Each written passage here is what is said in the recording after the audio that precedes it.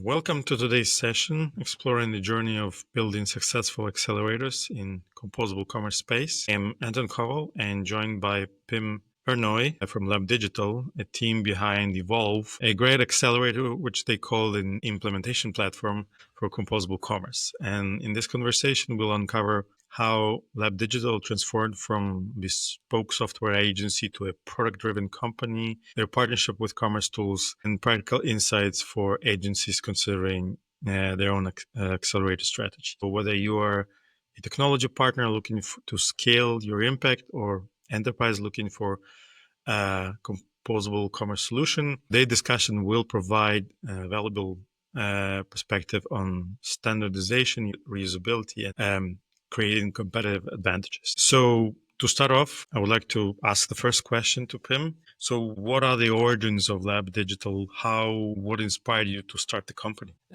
So let me tell a little bit of background about our company. First of all, of course, thank you for the invitation of speaking about this topic. It's very close to our heart, and we're really passionate about it. We started Lab Digital around 10 years ago. Actually, it was our 10th birthday last week. So we celebrated it a little bit. And we started out as a bespoke software engineering company. Me and my business partner, Niels, had worked together for around 8 years at a different digital agency. Due to some organizational changes at that company at the time, we saw the opportunity to start our own company and build a company in which technology people can thrive and in which we can build really great software.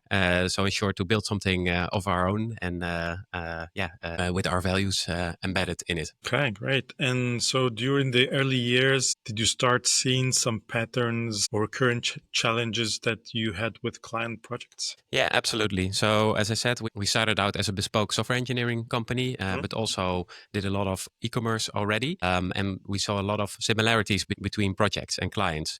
In the beginning, this was largely in the area of infrastructure, so cloud native infrastructure and creating templates for that. So we built a large library of a starting point for new projects, so things we could reuse for new projects, but also in terms of other developer tooling. So not only infrastructure, but also libraries that make our own lives easier or make it easier to create tests, for example, for software. So that's why we open sourced a lot of those modules as well, so that we could reuse those across projects. So this has been in our DNA, you could say, early on. And how did you decide should be a standard and what is custom? Meaning, like, how do you decide on how this solution or this area or this feature is the one we should make more scalable? So that happens usually when we see patterns occurring across different projects. I would like to say that your first attempts of implementations are usually not your best. So what we try to do is get experienced in a certain area. And once we know a certain area, we then decide to settle on a certain standard and incorporate it in our standards library. But gaining experience in a real world scenario and then porting it back to our internal standard is in our experience the way to achieve the highest quality. Otherwise, you'll be the other way around would be to build something before you have implementation experience, and our experience is that doesn't work that good. And you mentioned you contributed to some open source projects. So how did that start? Why did you decide to go that route? So we saw this started actually, I think, in one of our first projects already. We encountered this was with a bespoke software e-commerce project, and we deployed it to AWS. And we're speaking 2015 now. AWS was around already quite a bit. Terraform was fairly new. Docker was fairly new, and also the Docker support within AWS was fairly new. And we noticed that some tooling to properly deploy was lacking. It simply wasn't available, and we wanted to have a consistent way of deploying across all of our projects. And that's why we decided to build a deployment library and open source it, because it was lacking in the community. Open sourcing it makes it easy for us to reuse. It's very accessible. Other people can contribute to it if they find bugs, for example. So it was really to solve a problem that we had, and the library was really suitable to open source. Another aspect of open sourcing is that if you don't do it, it will probably be replaced by something else because someone else will open source it. So we were simply the first in this domain, and yeah, that's why we were basically able to expand the ecosystem with a tool that's useful for more than just us. Usually, when you contribute to open source, then that means that the developer could be working on a project, client project, but he's contributing to open source. How did you, especially initially when there are not too many projects, teams are not too big, how did you sort of justify for yourself the investment in open source? Yeah, so this is typically in the beginning. We typically did this for components that we saw really for components that would be really reusable across many instances. So not just an individual client, but pretty much for all of our clients. And then we found justification for that. And in some instances, clients even contributed to building these modules because it's also in their interest if these problems are solved, but also if they are supported widely and other people use them as well, because it makes the software more robust. So this is also something that you should be transparent about with clients on how you approach these things. And you mentioned as well Terraform. So how does this approach sort of shaped your thinking about this reusability of the components? So then we have to take a step forward, I think, because you're talking about the Terraform provider for commercetools, I think. So this is actually a great story. So I think we started with commercetools around 2018. So 3 years after we started with Lab Digital, and we had a lot of Terraform experience already.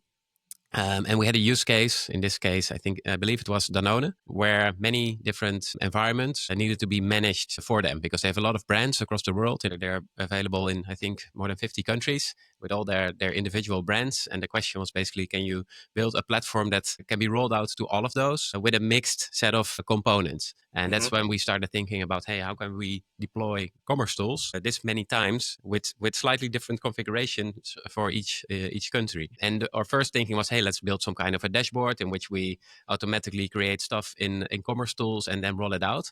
But then we saw when we looked closer at commercetools, we saw a lot of similarities with cloud services such as the ones in AWS. Basically, they all have a configuration API which is managed by Terraform. So that's really what led us to thinking, can't we apply the same principles using infrastructure as code and Terraform to services like commercetools? So that's really where the idea was born. It was due to a project we had for a client, which had quite significant scaling requirements, and we needed to have a way to manage that as a small team, right? We don't have hundreds of engineers. Usually these types of projects are, and especially the configuration part, are managed by only a couple of people. So applying the right tool for the job here played a big role, and Terraform in this case was the right tool for the job.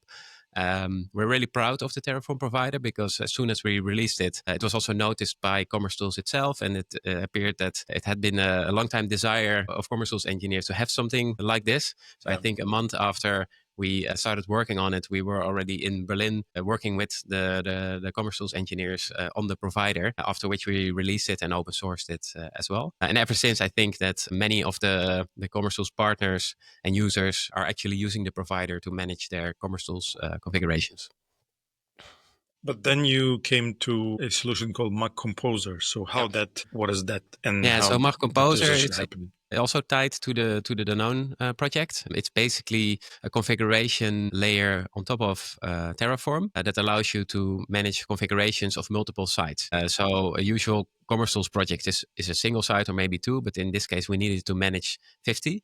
So what Mac Composer does is it takes configuration of a site and then generates the appropriate Terraform configuration for it to be rolled out. And this includes all things necessary in AWS, the cloud that we used at the time, but also the configurations needed for commercetools. And we started expanding it into other areas so that we could also do configuration of a CMS, of Algolia, of several other cloud services that basically all form together the composable architecture to manage all configuration of those platforms. And what Mag Compose really brings is that you can roll out multiple instances of the same configuration where each instance is slightly different. So one instance could use, Algolia as the search engine, while the other instance could leverage commercetools built-in search as the search engine. And yeah, it allows us to differentiate. And it's open source as well.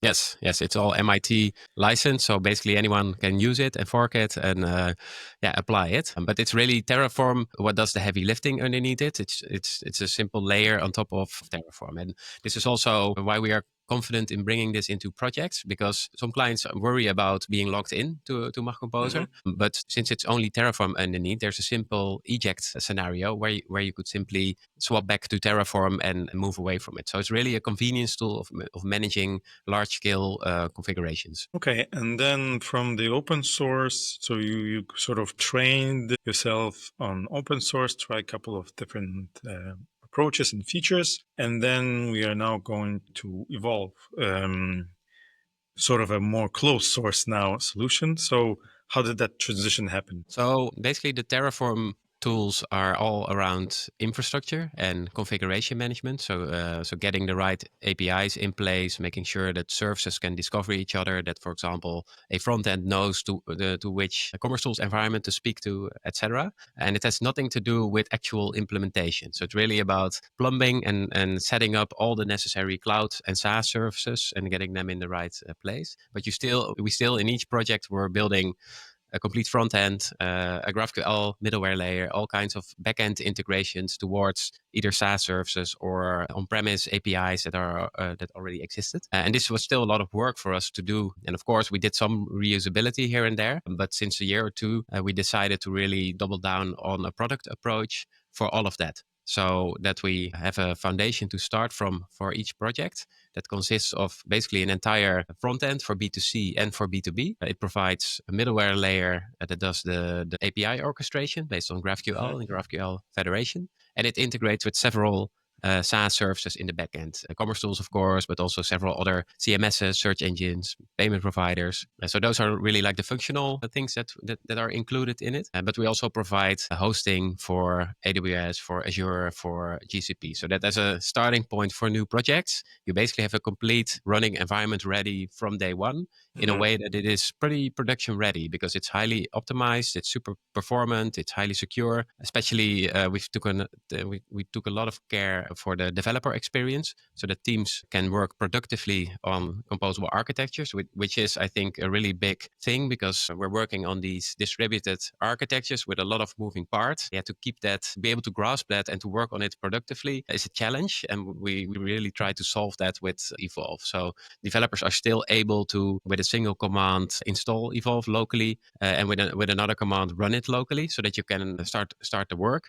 So if a developer at lab, a new developer starts and someone has not done a pull request on their first day, then we think something is wrong. And this is not. We've seen cases where it took a lot longer to get to this point. So we try to optimize for that as well. Was the idea of building this or getting to Evolve was from the beginning, or you were sort of discovering as you were going that this is the...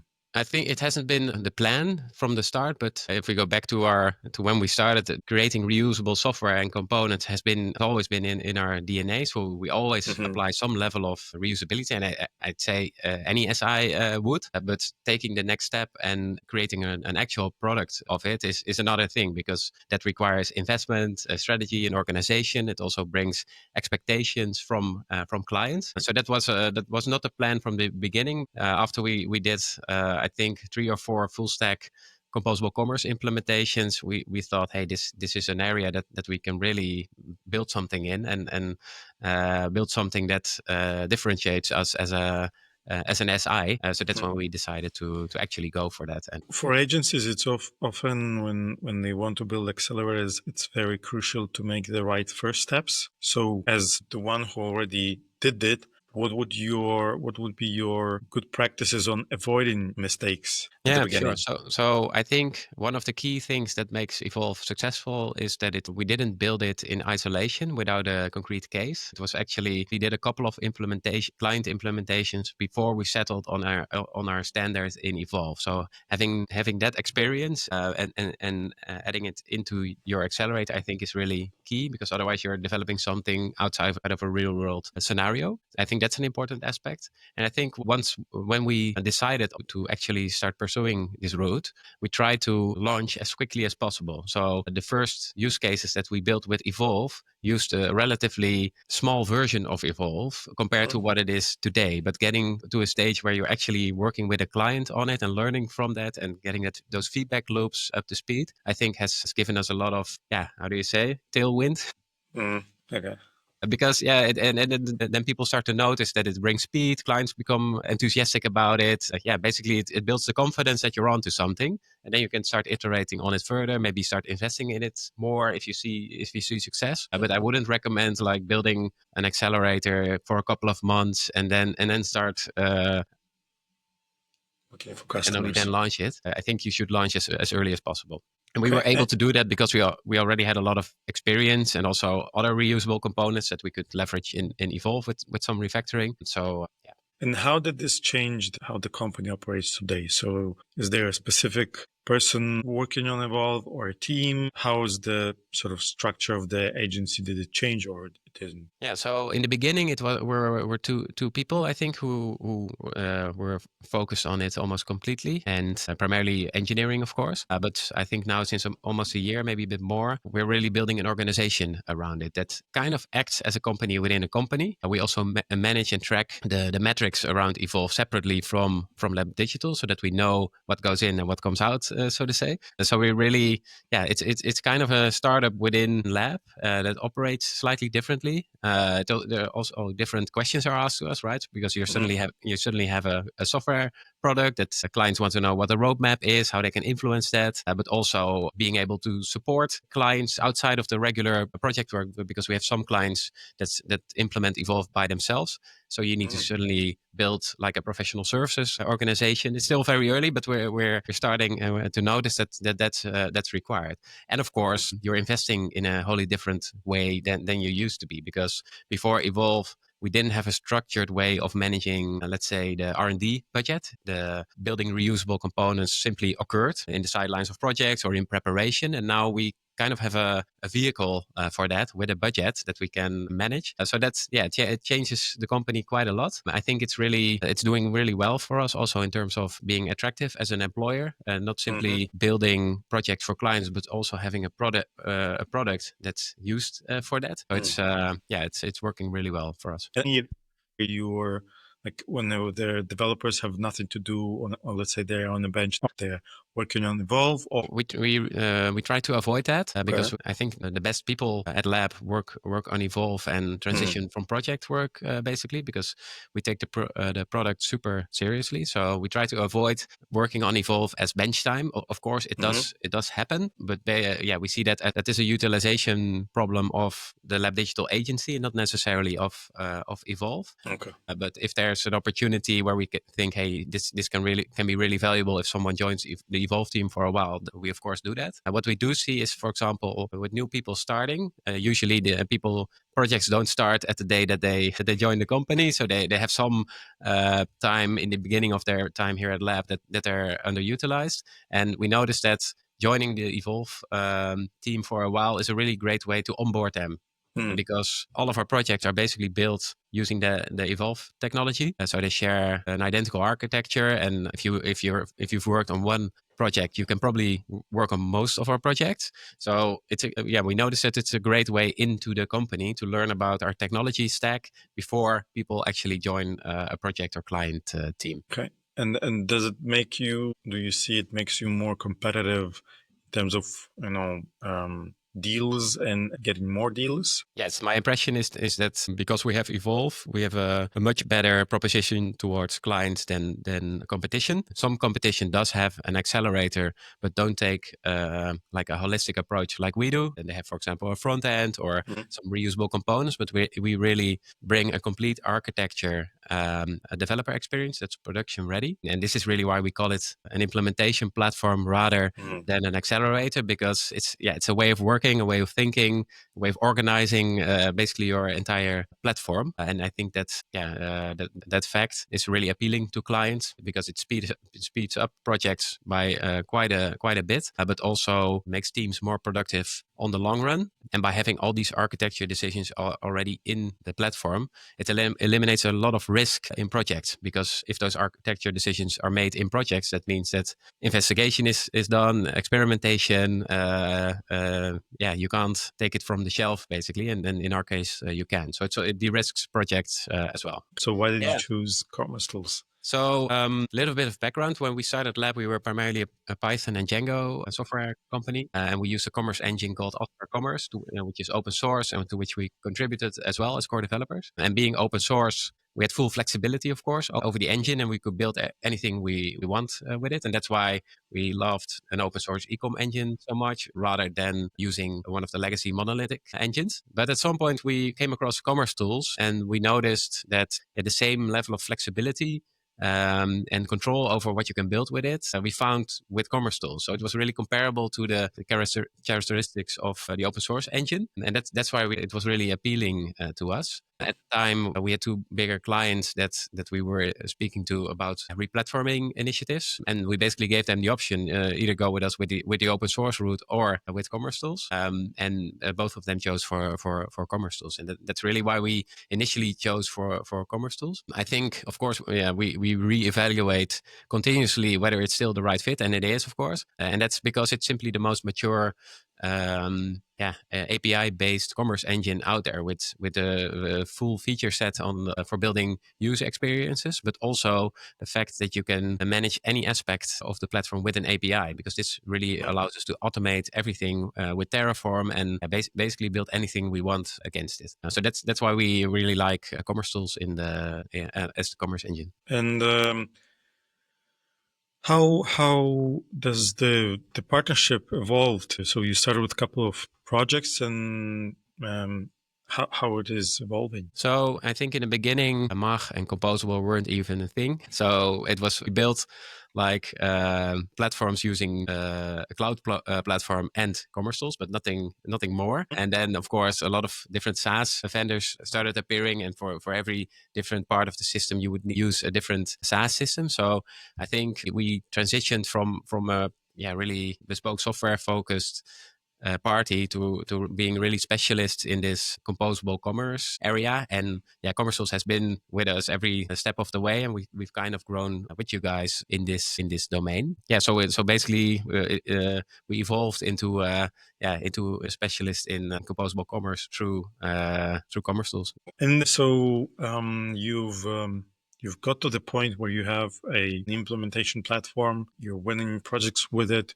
What is the future? What are you seeing? Like, how can you even further going to expand this, or keep it as it is?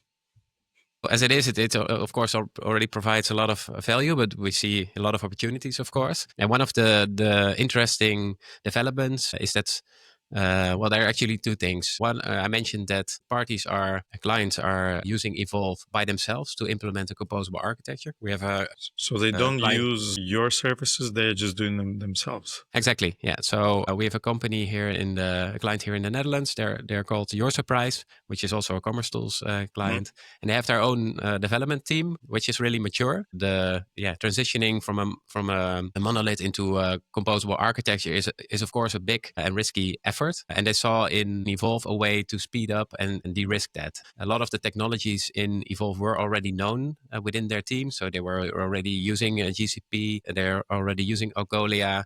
Next.js and React are already used in their team. So a lot of the technologies, I think, were quite accessible for them, and they saw an opportunity to speed up and de-risk their trajectory to move to a more composable setup of their website. So that's how do you make that change? Because that feels like you are cutting your leg, giving a platform to a customer to implement themselves. Yeah. So we're not giving it away, of course. They pay a license for that, which is really interesting for us because the revenue from that we reinvest in making Evolve better. So I try to look at this as a way to also fund our own R&D efforts in this space. Okay. And in this case, maybe this company wouldn't have chosen for a composable architecture if a platform like Evolve wouldn't have existed. So I'm not sure if they were in the market for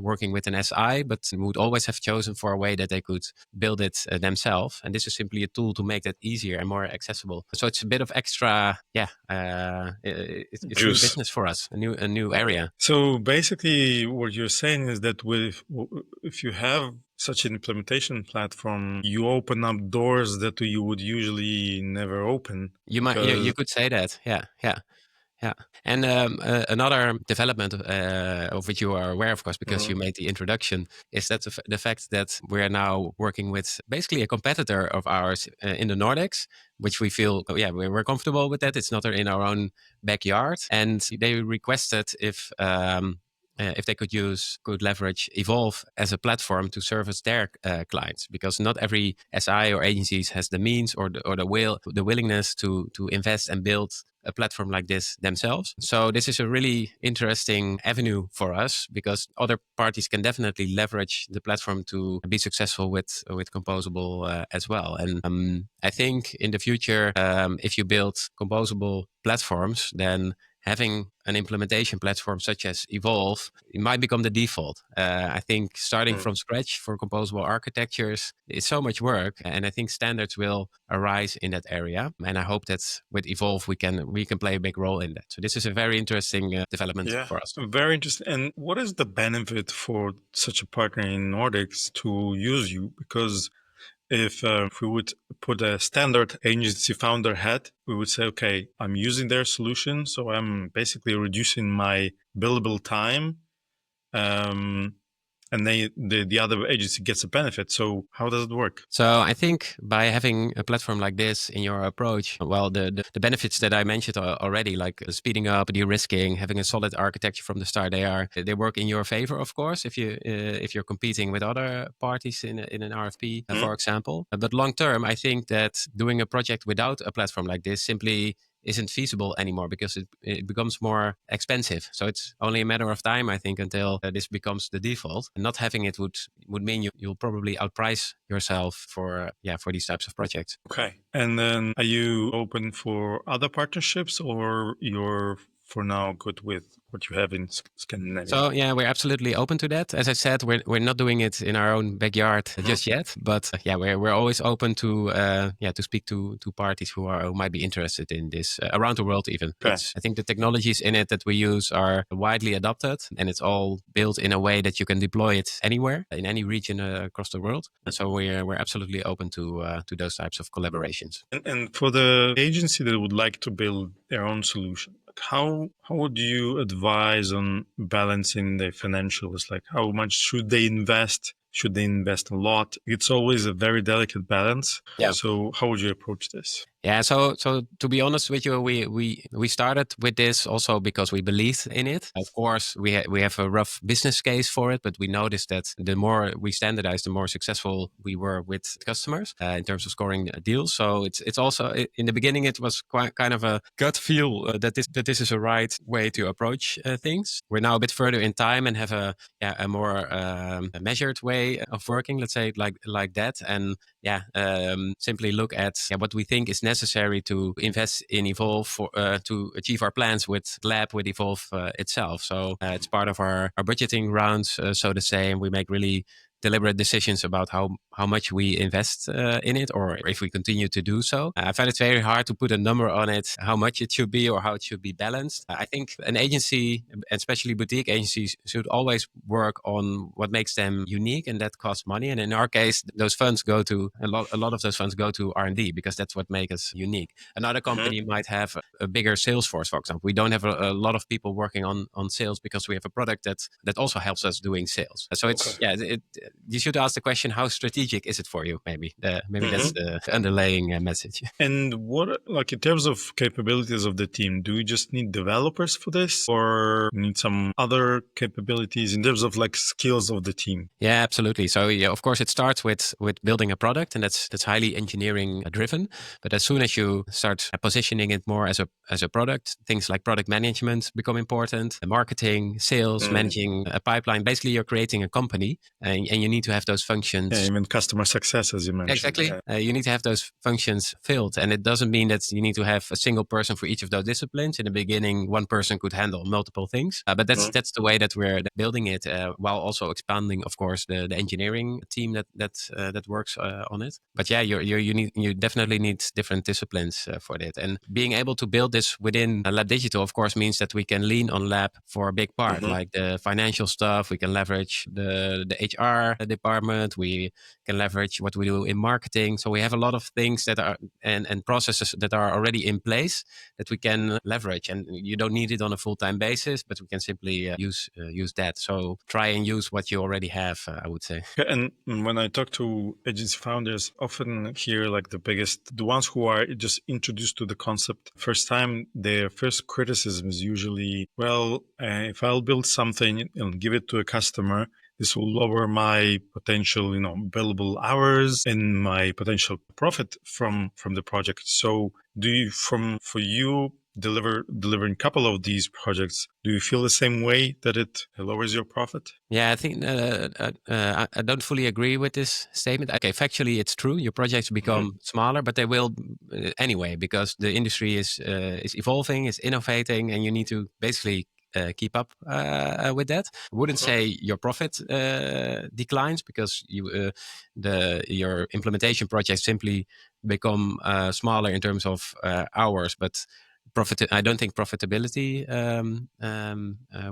would suffer. For us, it's a way to do more projects, but also to at the stage where we're in now, I think we'll be able to deliver faster than the competition. So this means that the client saves money that they can spend elsewhere, preferably in innovation and stuff that we do with them, that sits in an area that makes them unique rather than plumbing stuff together.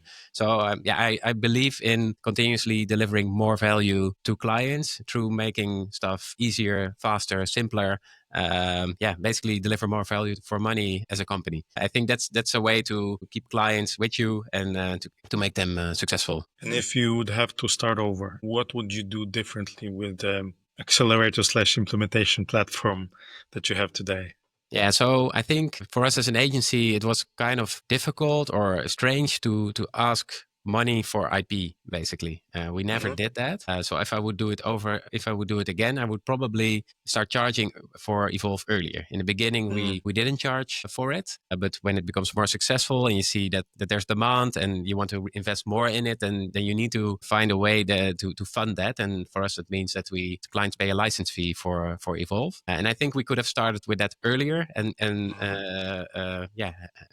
If we would have, then probably we could have invested more in it earlier and be more successful earlier. That's probably what I would do differently. So you charge for the platform, but there's also sort of implementation fee. So there are sort of two components of it, right? Correct. So clients purchase a license agreement with us for Evolve, and with that they gain access to the Evolve and its updates. And then there's of course an implementation project, and most of the implementations are done by Lab Digital. But we have the first one commencing hopefully quite soon with an agency in the Nordics. So with that, you are more competitive in deals than the partners, than the agencies that just do the full custom work, right? Yeah, I believe so. Yeah, definitely. Yeah. So we actually do customers tell you, "Oh my God, you're so expensive," or they're okay with? They I always don't think say it. we're always the cheapest, but we deliver very high quality. And I think there composable projects, there's a lot of underestimation going on. So and I think we're realistic in our estimations and not necessarily the lowest. And that's I think also when you're experienced with a lot of these implementations, you know what it takes. But I think we're able to provide a lot of value. This was great. And, it was a great interview. So thank you for sharing so much of your knowledge and experience. And I think it will definitely interesting for our agency partners and customers of the different approaches you can do. So yeah, thanks a lot. Thanks a lot for having me. It was a lot of fun. Yeah, as I said, we're open to discussing about Evolve with anyone further. So if anyone has any questions, then feel free to reach out to us. On that note, how do they find you? So we have a separate website, evolve-platform.com, I think it is. Let me check. Yeah, it is evolve-platform.com. Yeah. Okay, cool. Thanks a lot then. All right. Thank you. Yeah. Bye-bye.